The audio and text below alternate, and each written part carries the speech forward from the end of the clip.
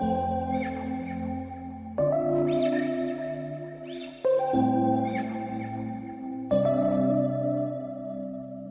we met, I could tell by your smile.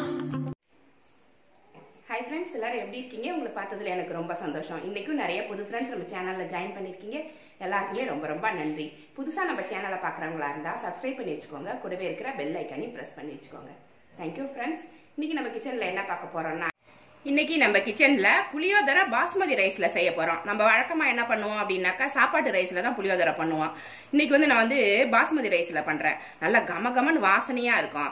சாதா ரைஸை விட பாஸ்மதி ரைஸ் நல்லா வாசனையா தானே இருக்கும். பிரியாணிக்குலாம் நம்ம அதை யூஸ் பண்றதால தான் அது பிரியாணியே நல்லா வாசமா இருக்கு, ரிச்சா இருக்கு. அதையே நம்ம புளியோதரை கிண்டும் போது வாசம் அதிகமா இருக்கும், டேஸ்டும் அருமையா இருக்கும். இதுக்கு நான் 1/2 கிலோ பாஸ்மதி ரைஸ் கழுவிட்டு எடுத்து வச்சிருக்கேன். தண்ணி கொதிக்க போட்டிருக்கேன். இதுல ரைஸை போட்டு வேக வச்சு வடிகட்டி ஆற வச்சு ரெடி பண்ணிக்கணும். இந்த ரைஸை எப்பயுமே நம்ம சாதா ரைஸ்லயே சாப்பிட்டு பழகிட்டோம். பாசுமதி ரைஸ்ல செஞ்சு பாருங்க, ரொம்ப நல்லா இருக்கும். அப்புறம் விடவே மாட்டீங்க. எப்பயுமே பாசுமதி ரைஸ்ல செஞ்சு கொடுங்க அப்படின்ற மாதிரி கேட்பீங்க.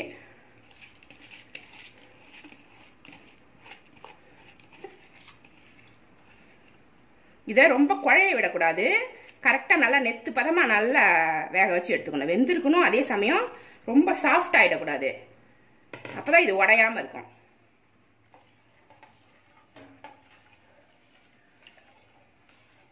புளியோதரையே கமகமன்னு இருக்கும். அதை பாஸ்மதி ரைஸ்ல செய்யும் போது இன்னும் வாசனை சாப்பிட்றதுக்கே தூண்டும். அந்த அரோமா அவ்வளவு நல்லா இருக்கும்.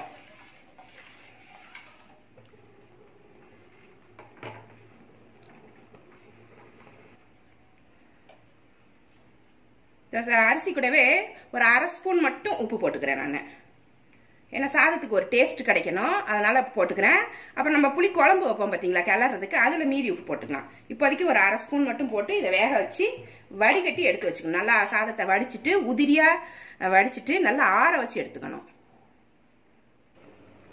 சாதம் வெந்துகிட்டு இருக்கு. ஒரு சின்ன நெல்லிக்காய் சைஸ் புளி, ஒரு எலுமிச்சப்பழ சைஸ்ன்னு வச்சுக்கோங்களேன், சின்ன எலுமிச்சப்பழ சைஸ் புளி இதை ஊற வச்சு நல்லா கரைச்சி வடிகட்டி எடுத்து வச்சுக்கணும். திக்கா வடிகட்டி எடுத்து வச்சுக்கணும். ரொம்ப தண்ணி ஆக்கிடக்கூடாது. கொஞ்சமா தண்ணி ஊற்றி திக்கு பேஸ்டா கரைச்சி எடுத்துட்டு வந்துடணும். பாசுமதி ரைஸ் நல்லா ஒரு 90% குக் ஆயிடுச்சு. இந்த சமயத்துல வடிச்சிருங்க. இப்படி தொட்டு பார்க்கும்போது கொஞ்சம் கெட்டியா தான் இருக்கும். ஆனா வடிச்சிட்டு ஒரு தட்டு போட்டு மூடிட்டீங்கன்னா அந்த சூடுலயே மீதி வெந்துரும், உதிரியா கிடைக்கும். நீங்க ஃபுல்லா வெந்ததுக்கு அப்புறம் வடிச்சீங்கன்னா திருப்ப நீங்க ஆற வச்சாலுமே சரி, வடிச்சதுக்கு அப்புறம் கொஞ்சம் வேகும், அதுல உடஞ்சு போயிடும், ரொம்ப குழகுழன்னு ஆயிடும். இப்ப 90% பாருங்க, இந்த மாதிரி வெந்திருக்கிறப்ப இதை எடுத்து வடிச்சிட்டு ஒரு தட்டு போட்டு மூடிடுங்க கொஞ்ச நேரம். அதுல மீதி வெந்துரும், நல்லா இருக்கும். இதை நம்ம இப்ப வடிச்சு எடுத்துட்டு வந்துடும். சாதத்தை வடிச்சிட்டு வந்துட்டேன்.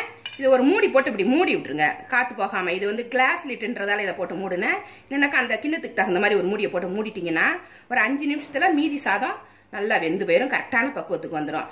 கிளற சாதம் எல்லாத்துக்குமே இது மாதிரி வடிக்க கத்துக்கோங்க. பிரியாணிக்குன்னா நம்ம 3/4 பாகம் வேக வச்சு அந்த பிரியாணி கிரேவி கூட, சிக்கன் கிரேவி கூடயோ இல்லை மட்டன் கிரேவி கூடயோ அந்த 3/4 பாகம் வெந்த சாதத்தை அப்படியே கிளறிட்டு தம் பண்ணிடுவோம். அந்த தம்ல மீதி வெந்துடும். ஆனா இந்த மாதிரி புளியோதரைக்கு, எலுமிச்சை சாதத்துக்கு, இந்த மாதிரி வெரைட்டி ரைஸ்க்குலாம் இது மாதிரி வடிச்சுக்கோங்க, உங்களுக்கு உதிரியா கிடைக்கும். இது ரொம்ப ஈஸியான மெத்தடு. புளியோதரை குழம்பு பண்றதுக்கு ஃபர்ஸ்ட் புளியோதரை பொடி நுணுக்கிக்கலாம். ஒரு 10 காஞ்ச மிளகாய் எடுத்து வச்சிருக்கேன். 1/2 கிலோ ரைஸ்க்கு இது கரெக்டா இருக்கும். 1/2 ஸ்பூன் வெந்தயம், அதுக்கு மேல போட வேண்டாம், குழகுழப்பு அதிகமா இருக்கும். சாதத்துல ஒரு பிசுபிசுப்பு தன்மை வந்துடும். 1/2 ஸ்பூன் மிளகு, 1 ஸ்பூன் மல்லி. இது எல்லாத்தையுமே வெறும் வாணல்ல, எண்ணெய் ஊத்தல, அப்படியே போட்டு வறுக்க போறோம். மீடியம் ஃப்ளேம்ல வச்சுட்டு நல்லா வாசம் வர்ற வரைக்கும் வறுத்து எடுத்துக்கணும்.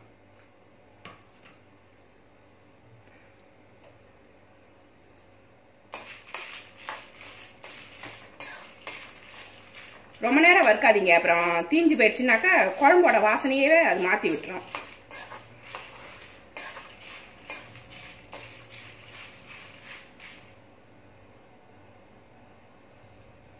இது கூடவே ஒரே ஒரு கொத்து கருவேப்பிலை போட்டுக்கோங்க.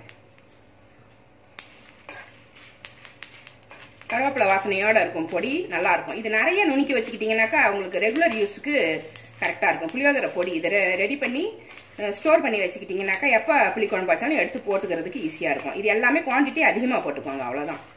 இதுதான் பொருள். இதில் அதிகமாக போட்டு மிளகாயெல்லாம் ஒரு 100 கிராம் போட்டு அதுக்கு தகுந்த மாதிரி எல்லாமே ஒரு கப்பு போட்டு வறுத்து நுணுக்கி வச்சுக்கிட்டிங்கனாக்கா புளியோதரை பொடி ரெடியாக இருக்கும்.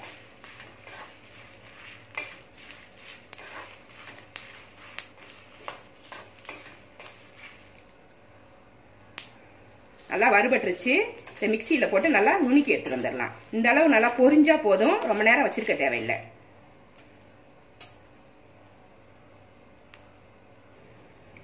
பொடி இது மாதிரி நுணுக்கி ரெடி பண்ணி எடுத்து வச்சுக்கோங்க. இதுதான் புளியோதரை பொடி. இப்போ வானல் சூடு பண்ணியிருக்கேன். இதில் கொஞ்சமாக நல்லெண்ணெய் ஊற்றிக்கலாம். நான் கொஞ்சம் அதிகமாகவே ஊற்றுறேன். ஒரு 5 ஸ்பூன் 6 ஸ்பூன் அளவுக்கு ஊற்றுறேன். நல்லெண்ணெய் கொஞ்சம் அதிகமாக இருந்தால் தான் அந்த தொக்கு வந்து நல்லாயிருக்கும். அந்த புளி குழம்பு வைக்கிறோம் பார்த்தீங்களா, அது நல்லா தலை எண்ணெய் மிதங்கி வந்தால் தான் டேஸ்ட் கரெக்டாக வரும். இது ஒரு 1/2 கரண்டி ஊற்றிருக்கேன். எண்ணெய் சூடாயிருச்சு. 1 ஸ்பூன் கடுகு உளுந்தம்பருப்பு போட்டுக்கோங்க தாளிக்கிறதுக்கு. மீடியமில் வச்சிருங்க, டக்குன்னு தீஞ்சு போயிடும். 1 ஸ்பூன் கடலைப்பருப்பு போட்டுக்கிறேன் நான்.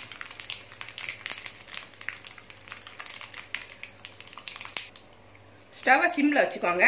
கொஞ்சமாக கருவேப்பிலை போட்டுக்கலாம். இதில் கரைச்சி வடிகட்டி வச்சிருக்கிற புளியை ஊற்றிக்கலாம்.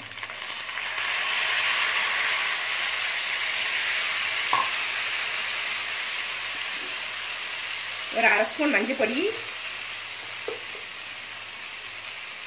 கொஞ்சமாக பெருங்காயம் போட்டுக்கோங்க. பெருங்காய பொடி ஒரு 1/2 ஸ்பூன் போட்டுக்கோங்க. பெருங்காயம் நிறைய போட்டிங்கன்னா நல்லா வாசனையாக இருக்கும். தேவையான அளவு உப்பு.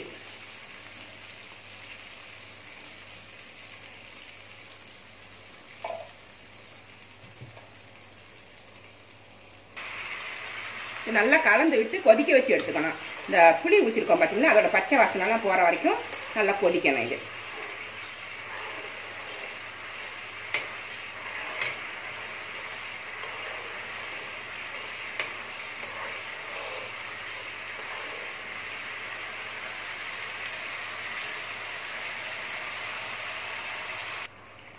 இதில் கொஞ்சம் தண்ணி ஊற்றிக்கோங்க. அப்போ தான் கொதிச்சு அந்த பச்சை வாசனை போயிட்டு குழம்பு ரெடி ஆகிறதுக்கு தண்ணி தேவைப்படும். இல்லைன்னா டக்குன்னு சுண்டி போயிடும். போதும் தண்ணி, இது கொதிக்கட்டும். இப்போ நல்லா கொதிச்சு ரெடி ஆயிடுச்சு. இப்போ லாஸ்ட்டில் வேர்க்கடலை வந்து தோலெல்லாம் எடுத்துட்டு வறுத்துட்டு தோல் எடுத்துட்டு வச்சுருக்கேன். இதை போட்டுக்கலாம். இது உங்களுக்கு எவ்வளோ தேவையாக போட்டுக்கோங்க. நான் 1 கப்பு போடுறேன். இதில் இந்த புளியோதரை பொடியை போட்டுருங்க. தண்ணி ரொம்ப கம்மியாக வச்சுட்டிங்கன்னாக்கா இந்த பொடி போடும்போது அப்படியே பொலப்பொலன்னு உதிர்ந்த மாதிரி ஆகிடும். இந்த அளவுக்கு கொஞ்சம் லிக்விடாக இருக்கும்போது போட்டால் தான் உங்களுக்கு வந்து குழம்பு மாதிரி இருக்கும். நீங்கள் கொஞ்சமாக தண்ணி வச்சுட்டு இந்த பொடியை போட்டிங்கன்னா உதிர்ந்து போயிடும், தண்ணி பத்தாமல். இப்படி இருக்கும்போது இப்படி கலந்து எடுத்துக்கோங்க. இப்போ ரெடி ஆகிடுச்சு. நான் ஸ்டவ் ஆஃப் பண்ணிட்டேன். லாஸ்ட்டில் கொஞ்சமாக எண்ணெய் ஊற்றிக்கோங்க. மேலே கொஞ்சம் நல்லா வாசமாக இருக்கும். பச்சை நல்லெண்ணெய் கொதிக்காமல் அப்படியே எடுத்துட்டோம்னா புளியோதரை நல்லா வாசமாக இருக்கும். அவ்வளோதான். இது புளியோதரை குழம்பு ரெடி ஆயிடுச்சு. இதை வந்து சாதத்தில் போட்டு நம்ம கிளறிடலாம். உப்பு காரம்லாம் இப்போ செக் பண்ணிக்கோங்க. உப்பு பத்தலைன்னா போட்டுக்கோங்க. காரம் பத்தலைன்னா ஒன்றும் பண்ண முடியாது. ஆனால் தனி மிளகாத்தூள் கொஞ்சம் போட்டிங்கன்னா அது ஈக்குவல் பண்ணிக்கலாம். சாதம் நல்லா வெந்துருச்சு. மூடி வச்சதில் நல்லா வெந்துருச்சு. நல்லா உதிரியாக இருக்குது. நல்லா கொஞ்சம் ஆறிடுச்சு. இதில் எல்லா குழம்பையும் ஊற்றிடாதீங்க. கொஞ்சம் கொஞ்சமாக ஊற்றி கலந்துக்கணும். கொஞ்சம் மிச்சம் இருந்தால் கூட பரவாயில்ல. நம்ம இந்த சாதத்துக்கு எவ்வளோ தேவையோ அவ்வளோ போட்டுட்டு மீதி இருந்தால் ஃப்ரிட்ஜில் ஸ்டோர் பண்ணி கூட வச்சுக்கோங்க. நம்மளுக்கு டெய்லி சாதம் ஏதாவது ஒரு டெய்லி நம்ம சாதம் வடிக்கிறதால கொஞ்சமாவது அது மீந்துடும். அதுக்கு நம்ம யூஸ் பண்ணிக்கலாம். ஏன்னா சில பேருக்கு ரொம்ப காரம் புளிப்பெல்லாம் கொஞ்சம் அதிகமாக வேணும். சில பேருக்கு லேசாக இருந்தாலே பிடிக்கும். அதுக்கு தகுந்த மாதிரி போட்டுக்கோங்க. இந்த குழம்ப பெரிய கரண்டி போட்டு கிண்டாதீங்க. இந்த ரைஸில் இந்த மாதிரி ஒரு ஸ்பூனு இல்லைன்னா கரண்டி காம்பு வச்சுட்டு கரண்டியை மேலே வைக்காமல் அடிப்பக்கத்தை வச்சு கிண்டினீங்கன்னாக்கா ரைஸ் உடையாது. நான் ஒரு ஸ்பூனால் கிண்டுறேன், பொறுமையாக கிண்டுறேன். மேலே ஒரு 2 ஸ்பூன் நல்லெண்ணெய் ஊற்றி கிண்டிக்கோங்க. ட்ரையாக இல்லாமல் நல்லாயிருக்கும். புளியோதரைனாலே நல்லெண்ணெய் தான். அந்த வாசம் தான் நம்மளுக்கு சாப்பிட்றதுக்கு நல்லாயிருக்கும்.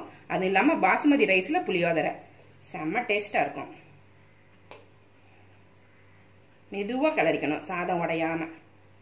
நிறைய பேருக்கு செய்யறதா இருந்தால் செய்ய முடியாது. நம்ம ஒரு 4 பேர் அளவுக்கு இது கரெக்டாக இருக்கும். கொஞ்சமாக செஞ்சிங்கன்னா பாசுமதி ரைஸ் செஞ்சு நல்லா ஜாலியாக சாப்பிட்லாம். டேஸ்டியான புளி சாதம் ரெடியாக இருக்கும்.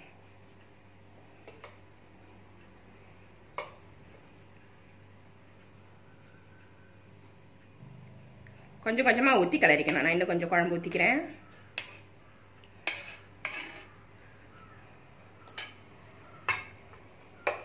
அடி சாதம் வரைக்கும் கிளறிக்கணும். அடியிலலாம் வெள்ளை சாதம் அப்படியே இருந்துடும்.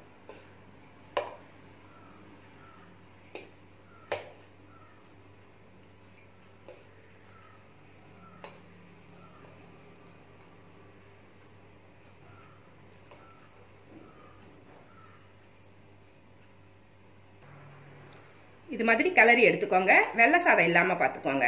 குழம்பு வந்து எவ்வளோ தேவையோ போட்டுக்கோங்க. அப்புறம் அதிகமாக போட்டுட்டிங்கன்னா நிறைய புளிப்பு வந்துடும், இல்லைன்னா காரம் வந்துடும்.